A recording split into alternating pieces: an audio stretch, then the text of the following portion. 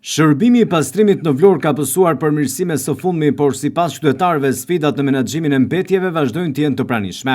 Ata theksojnë se ende ka nevojë për më shumë ndërhyrje, sidomos në drejtim të ndarjes së mbeturinave që në burim dhe ndërgjegjësimit të qytetarëve për të mbajtur ambientin të pastër. Qytetarët vënë në dukje se edhe pse qyteti ka ndryshuar pozitivisht, hedhja e mbeturinave mbetet një nga problemet më të mëdha dhe një prioritet i vazhdueshëm për institucionet lokale. Patjetër jemi edhe ne përgjegjës qytetarët që nuk kujdesemi për mjedisin. Ta mirëmbajmë atë që nga plerat që i hedhim me vend e pa vend, nuk tregojmë kujdes. Tjetër, nuk kemi arritur të bëjmë edukimin e qytetarëve që seleksionimi i plerave në koshin e plerave duhet të jetë i ndarë, mos jetë bashkësi.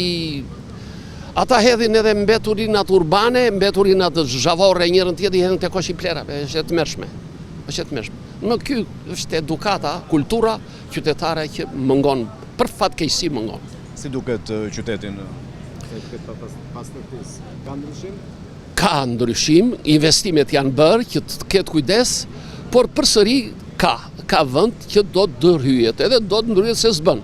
Edhe duhet edukojnë qytetarët që të jenë kujdesshëm për ta mirëmbajtur mjedisin. Shikojmë në për kazane që i hedhin jashtë koshit, ose plus që janë të përzierat, të tjerat pasaj djetë se qytetarët Vlorës. Po një qikë ndryshim ka, po që ashtu si që duhet nuk është. Pra ka pak? Pak ka ndryshim. Ku e shikoni ndryshim? Po ndryshimi është që këtu pastrohet, këto pastrojnë ato. Dhe më ka lëvizje që merren me këtë punë. Po vetë qytetarët janë të ndërgjegjësuar? Jo. Po të them unë jo. Për më tepër emigrantët që kthehen nga vende të ndryshme europiane sjellin me vete eksperjencat e fituara jashtë.